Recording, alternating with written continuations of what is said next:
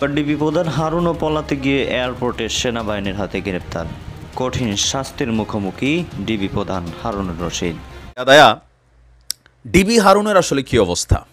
দর্শক, এই মুহূর্তে বেশ কিছু বিশ্বস্ত সূত্র বলছে সেনাবাহিনীর হাতে আটক হয়ে আছে ডিবি হারুন। একটা স্বৈরাচার যখন পদত্যাগ করার দ্বার প্রান্তে উপনীত হয়, তখন সেই স্বৈরাচারের অ্যাটিটিউডটা কি থাকে, মানসিক স্বাস্থ্য কি থাকে, সে কি করে, এগুলো কিন্তু খুবই ইন্টারেস্টিং বিষয় এবং যুগে যুগে কিন্তু এগুলো নিয়ে চর্চা হয়। দর্শক, দেশ প্রবাস দূরে কিংবা কাছে বসে যারা আমাদের দেখছেন সবাইকে জানাচ্ছি আন্তরিকভাবে শুভেচ্ছা ও অভিনন্দন। দর্শক, এইমাত্র পাওয়া খুবই গুরুত্বপূর্ণ একটা সংবাদ আপনারা দেখতেছেন, আশা করি সম্পূর্ণ সংবাদের সাথেই থাকবেন। দর্শক, প্রধানমন্ত্রী শেখ হাসিনা দেশ থেকে পালিয়ে যাওয়ার পরে একে একে দেশ ছাড়ছেন আওয়ামী লীগের সকল নেতা এবং সংগঠনের ব্যক্তিরা, পাশাপাশি আওয়ামী লীগপন্থী যে সকল পুলিশ অফিসার ছিল, ডিবি অফিসার ছিল, মন্ত্রী ছিল, সবাই কিন্তু পালিয়েছে। ইতিমধ্যে আমাদের আলোচিত ডিবি প্রধান হারুন সাহেব তিনি গ্রেপ্তার হয়েছেন সেনাবাহিনীর হাতে এয়ারপোর্ট থেকে। সে বিষয়ে আমরা বিস্তারিত জেনে নেব, আশা করি সঙ্গেই থাকবেন। অতিরঞ্জিত কোনো কিছুই ভালো না। আমরা আজকে বেশ কিছু স্পর্শকাতর তথ্য দিতে যাচ্ছি, তবে যারা আমাদের এই ভিডিওগুলো দেখেন আমরা সবার প্রতি উদাত্ত আহ্বান জানাবো, সারা বাংলাদেশে কোথাও কোনো সংখ্যালঘুদের পরিবারকে অথবা তাদের কোনো প্রতিষ্ঠানকে আপনারা বা তাদের মন্দির প্যাগোডা কোথাও হাত দিবেন না। গতকালকে থেকে অনেক গুজব ভিডিও আসছে, আবার প্রকৃত ঘটনাও কিন্তু আসছে। অনেক জায়গায় ব্যাপক লুটপাট হয়েছে, এগুলোর জন্য কিন্তু এত কিছু হয় নাই। নতুন একটা বাংলাদেশ তৈরি হবে যেখানে সবাই নিরাপদ থাকবে, সেখানে ধর্ম, বর্ণ এগুলার ভিত্তিতে আসলে কোনো মানুষকে বিচার করা হবে না। এটা আমার মনে হয় যে আমরা যারা সচেতন মানুষ আছি প্রত্যেকেরই দায়িত্ব এই বার্তাটা সবাই সবার জায়গা থেকে ছড়িয়ে দেওয়ার। তো অতিরঞ্জিত কোনো কিছু ভালো না থেকে ইয়াদায়া, ডিবি হারুনের আসলে কি অবস্থা? দর্শক, এই মুহূর্তে বেশ কিছু বিশ্বস্ত সূত্র বলছে সেনাবাহিনীর হাতে আটক হয়ে আছে ডিবি হারুন।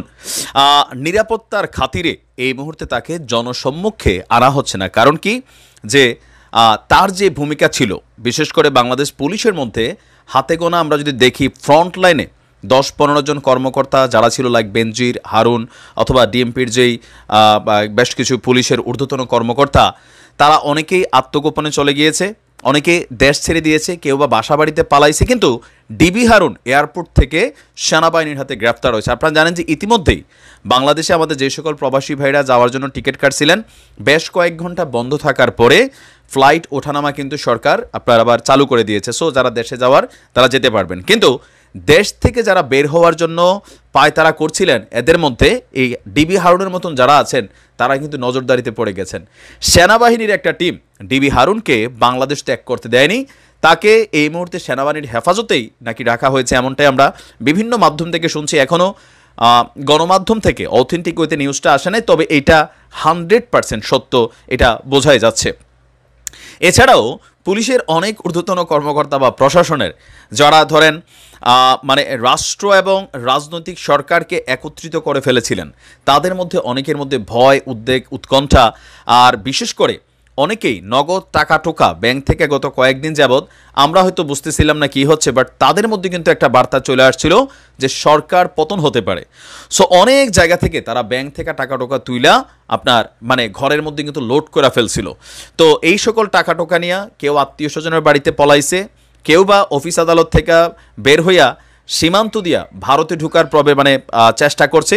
তো নানান ধরনের অ্যাক্টিভিটিস এই মুহূর্তে আছে। আর ডিএমপির ঊর্ধ্বতন বেশ কয়েকজন যারা পুলিশের কর্মকর্তা আছেন তারাও কিন্তু নজরদারিতে আছেন তাদের সহকর্মীদের মধ্যেই। কারণ পুলিশের মধ্যেও আমরা সবসময় বলছি সব পুলিশ খারাপ না। এখন চাকরি বাঁচাইতে গিয়া বিভিন্ন সময় বিভিন্ন রকম উপরের মহলের অর্ডারকে ফলো করতে হয়েছে ইচ্ছার বিরুদ্ধে। তো তারা কিন্তু এখন যারা এরকম লুটপাটকারী পুলিশ সদস্যরা ছিল, যারা অন্যায়কে প্রশ্রয় দিয়েছে অথবা রাজনৈতিক পারপাসকে সার্ভ করতে গিয়া কোনো একজন মানুষের উপর জুলুম করছে, অন্যায় করছে, অত্যাচার করছে, গতকালকে থেকে বাংলাদেশের বিভিন্ন জায়গায় আমরা দেখছি। তবে ঊর্ধ্বতন যেসব মাস্টারমাইন্ড প্লেয়াররা আছেন তারা কিন্তু সবাই নজরদারিতে। আমি আমার ভিডিওর শেষ অংশে আবারও একটা কথা বলতে চাই, দেখেন সহিংসতা কখনোই কোনো সলিউশন না। একটা নতুন সূর্য যেটা উদিত হয়েছে, সেই সূর্যটার আলোতে প্রত্যেককে ফিল করতে হবে নিরাপদ। যেই সকল পুলিশ অন্যায় করেছে তাদেরকে আইনের মাধ্যমে বিচারের মুখোমুখি করতে হবে।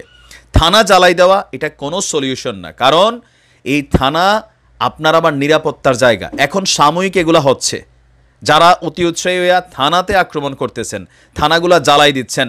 গত 2 দিন আগ পর্যন্ত বিভিন্ন অ্যাক্টিভিটিস হয়েছে, সেটারে অনেকেই সমর্থন করছি আমরা যে ফাইন, কিন্তু আজকে থেকে এখন এই পুলিশ লাইনে ঢুইকা পুলিশের মানে জিনিসপত্র লুটপাট করা, রাষ্ট্রীয় অস্ত্র লুটপাট করা, এগুলো কিন্তু ভালো না। কারাগার ভাইঙা সেখান থেকে যাদেরকে আপনারা মুক্ত করে দিচ্ছেন, বিশেষ করে সবাই তো আর রাজনৈতিক বন্দী না। আমরা দেখছি গতকালকে বঙ্গভবন থেকে ঘোষণা আসছে যে আগামী 24 বা 48 ঘন্টার মধ্যে যারা রাজনৈতিক বন্দী আছেন, মিথ্যা মামলার বন্দী আছেন, তাদেরকে কিন্তু আপনার মুক্ত করার ঘোষণা করা হয়েছে। কিন্তু যারা দাগি, এখানে অনেক আসামি আছে। একটা কারাগারে তো শুধুমাত্র রাজনৈতিক বন্দী আছে তা না, সেখানে অনেক ধরনের টেরোরিস্ট আছে, তারপর আছে ধর্ষণকারী আছে, অথবা হত্যাকারী আছে, মার্ডারার আছে। এরা কিন্তু ভাই এই সুযোগে দেশে বের হয়ে গেছে। এদের মধ্যে অনেকেই আপনার এই দেশকে আবারও কিন্তু অস্থিতিশীল করার জন্য এনাফ। সুতরাং কোনো কারাগারে হাত দেওয়া, কোনো পুলিশ লাইনের, কোনো থানা, কোনো পুলিশ ফাঁড়ি, কোনো কিছুতে হাত দেওয়া যাবে না, কারণ এগুলা আমার আপনার ট্যাক্সের টাকায় তৈরি করা হয়েছে।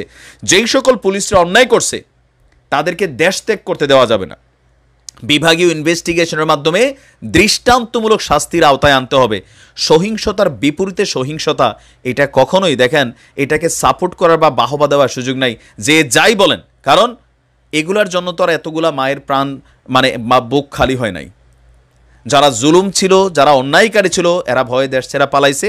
আর যারা দেশ ছেড়া পালাইতে পারে নাই, এদের প্রত্যেককে আইনের সুশাসন জরুরি, এটা মনে রাখেন।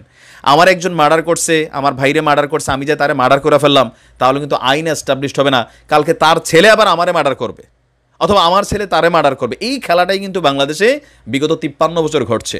আজকে যেই জায়গা থেকে শুরুয়াত হচ্ছে, সেই জায়গা থেকে আমরা মনে করি আইনের সুশাসন প্রতিষ্ঠা করতে হবে।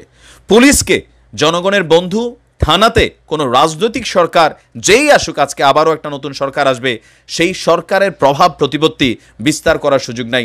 পুলিশকে নিরপেক্ষ থাকতে হবে। থানা পুলিশ হতে হবে জনগণের আস্থার জায়গা, নিরাপত্তার জায়গা। নানান ধরনের ব্যবসা বাণিজ্য ইদানিং আমরা দেখেছি গত 15 বছর এই বাংলাদেশে হয়েছে, এর আগেও হয়েছে। এই জিনিসগুলা বন্ধ করে নতুন একটা সিস্টেম চালু করতে হবে।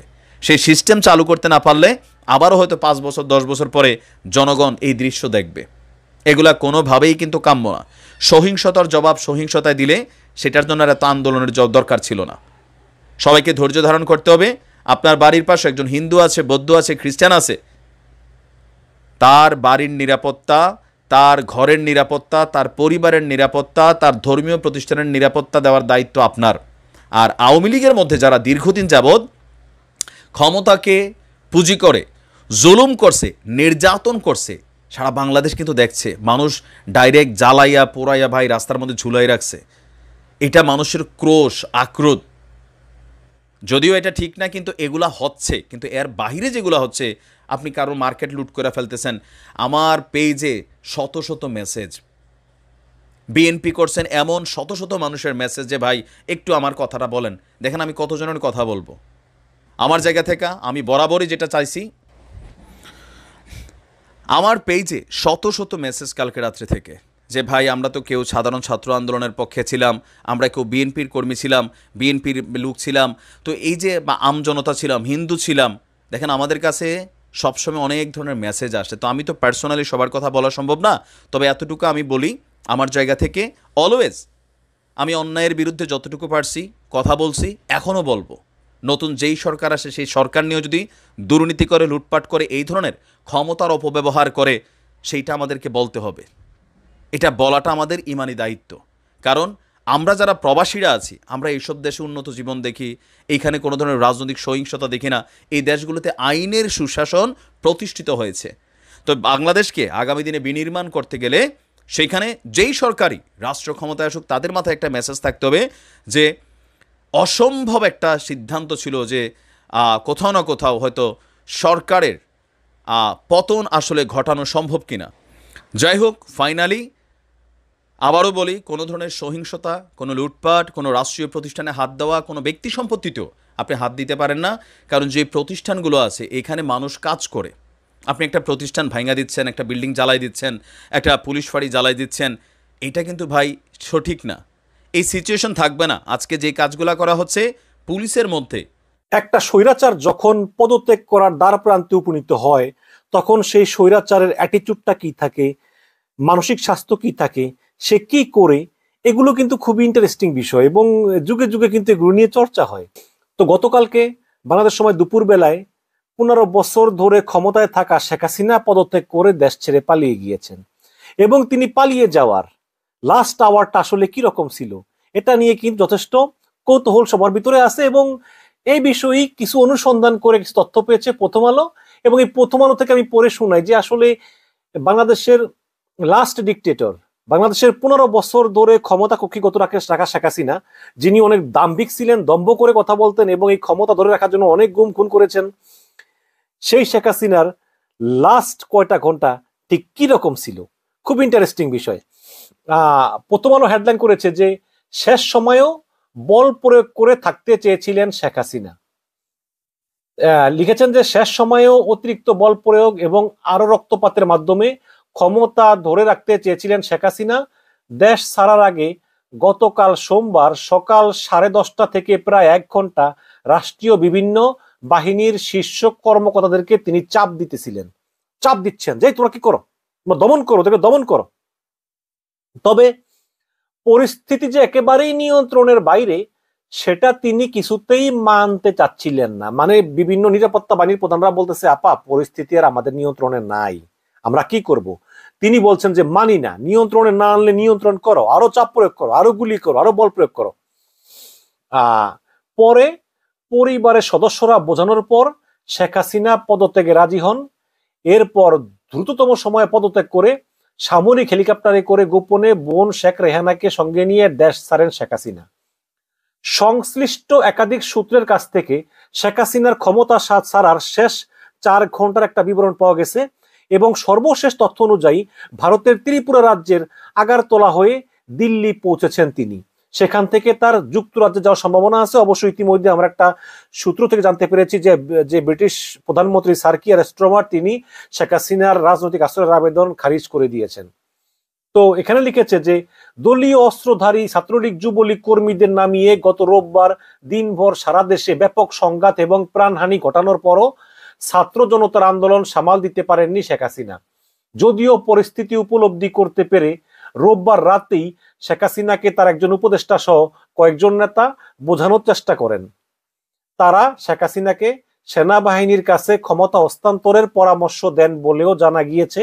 তবে শেখ হাসিনা তা মানতে চাননি, বরং সোমবার মানে গতকাল থেকে কারফিউ আরো কড়াকড়ি করতে বলেন যে না কারফিউ আরো কড়াকড়ি করে দাও যাতে ওরা আসতে না পারে। আমি কিন্তু আগেই বলছিলাম যে শেখ হাসিনা দেখছে যে আসলে ছাত্রলীগ যুবলীগ নামেয়া শেখ হাসিনা আসলে দমন করতে পারে কিনা। যখন ব্যর্থ হয়েছে তখন শেখ হাসিনা বলে যে কারফিউ নামিয়ে দাও, কারফিউ আরো কড়াকড়ি করো। ভোর থেকে কারফিউ কড়াকড়ি করার উদ্যোগ নেওয়া হলেও সকাল 9টার পর থেকে বিভিন্ন স্থানে আন্দোলনকারীরা কারফিউ ভেঙে রাস্তায় নামতে শুরু করেন এবং সকাল 10টা নাগাদ ঢাকার বিভিন্ন স্থানে ক্রমেই জমায়েত বড় হতে শুরু করে। বিভিন্ন বাহিনীর উচ্চ পর্যায়ের একাধিক সূত্র বলেছে যে সকাল 10:30টার দিকে 3 বাহিনীর প্রধান এবং পুলিশ প্রধানকে প্রধানমন্ত্রীর বাসভবনে ডাকা হয়। নিরাপত্তা বাহিনী কেন পরিস্থিতি সামাল দিতে পারছে না এর জন্য শেখ হাসিনা ক্ষোভে ফেটে পড়েন। আন্দোলনকারীরা কিভাবে আইন শৃঙ্খলা বাহিনীর সাজোয়া জানে উঠে নাচ গান করে, কিভাবে উঠে লাল রং দিয়ে দেয় এবং সামরিক জানে উঠে নাচ গান করে এবং কেন পুলিশ তা সহ্য করে, সেনাবাহিনী তা সহ্য করে, এটা নিয়ে তিনি প্রশ্ন তুলেন যে তোমরা কি করতেছো, এরা তোমাদের গাড়িতে উঠে নাচে, তোমরা কিছুই বলতেছো না, তোমরা এতই দুর্বল হয়ে গেলে, এতই কাপুরুষ হয়ে গেলে। এজন্য তিনি যথেষ্ট ক্ষোভ প্রকাশ করেন এবং এছাড়া তিনি বলেন যে তোমাদেরকে বিশ্বাস করে আমি বসিয়েছি, তুমি সেনাপ্রধান, তুমি পুলিশ প্রধান, তুমি নৌবাহিনীর প্রধান, তুমি বিমান বাহিনীর প্রধান, তোমাদেরকে বিশ্বাস করে আমি বসিয়েছি আর তোমরা আজকে কোনো কিছুই করতেছো না, তোমরা বিশ্বাসের মূল্য রাখতেছো না আমার কাছে। এক পর্যায়ে শেখ হাসিনা আইজিপি চৌধুরী মামুনকে দেখিয়ে বলেন যে এই পুলিশ কিন্তু ভালো করতেছে, এই পুলিশ ভালো করতেছে, দেখো পুলিশকে দেখে শিখো। তখন আইজিপি চৌধুরী মামুন বলেন যে আপা আমি তো ভালো করতেছি ঠিক আছে, কিন্তু পরিস্থিতি যে পর্যায়ে গেছে তাতে পুলিশের পক্ষেও আর বেশি সময় এই রকম কঠোর অবস্থান ধরে রাখা সম্ভব নয়। ওই সময়ে 3 বাহিনীর প্রধান এবং পুলিশ প্রধানের পক্ষ থেকে বোঝানোর চেষ্টা করা হয় যে বল প্রয়োগ করে আর এই পরিস্থিতি সামাল দেওয়া যাবে না, কিন্তু শেখ হাসিনা এটা কোনো মতেই মানতে চাচ্ছিলেন না। তখন তিন বাহিনীর প্রধান এবং পুলিশ প্রধান শেখ হাসিনার বোন শেখ রেহানাকে আরেকটি কক্ষে নিয়ে আলোচনা করেন এবং শেখ রেহানাকে বলেন যে ছোট আপা, আপনি শেখ হাসিনাকে একটু অনুরোধ করেন, একটু বোঝানোর চেষ্টা করেন যে আসলে পরিস্থিতি আর আমাদের অনুকূলে নাই। এরপর শেখ রেহানা তার বোন শেখ হাসিনার সঙ্গে আরেকটা কক্ষে আলোচনা করেন, কিন্তু শেখ হাসিনা এরপরেও ক্ষমতা ধরে রাখতে অনড় থাকেন। তিনি বলেন যে আমি কোনো মতেই ক্ষমতা ছাড়ব না। এক পর্যায়ে সেনাবাহিনীর প্রধান ফোন করেন শেখ হাসিনার একমাত্র বিদেশ থাকা ছেলে সজীব ওয়াজেদ জয়ের সঙ্গে ফোনে কথা বলেন, যে জয়কে বলেন যে তো দর্শক দেখলেন খুবই গুরুত্বপূর্ণ প্রতিবেদন। এ বিষয়ে আপনারা কি বলবেন অবশ্যই আমাদের জানাবেন। দেখলেন কাজী হেমায়েতুদ্দিন মিশন স্যারের একটা বক্তব্য যে শেখ হাসিনা পালানোর 4 ঘন্টা আগেই কি হয়েছিল সে বিষয়ে আপনারা দেখলেন, এবং শুরুতে দেখলেন নাইম ভাইয়ের মুখ থেকে খুব গুরুত্বপূর্ণ প্রতিবেদন। এ বিষয়ে আপনারা কি বলতে চান এবং কি বলবেন অবশ্যই জানাবেন। এই ডিবি হারুনকে কি ধরনের শাস্তি দেওয়া উচিত আপনাদের পরে ছেড়ে দেওয়া হলো আপনারা কমেন্টে জানিয়ে যাবেন। তো ভালো থাকুন, সুস্থ থাকুন। পরবর্তী আপডেট জানতে আমাদের চ্যানেলটি সাবস্ক্রাইব করে পাশে রাখা বেল আইকনটি বাজিয়ে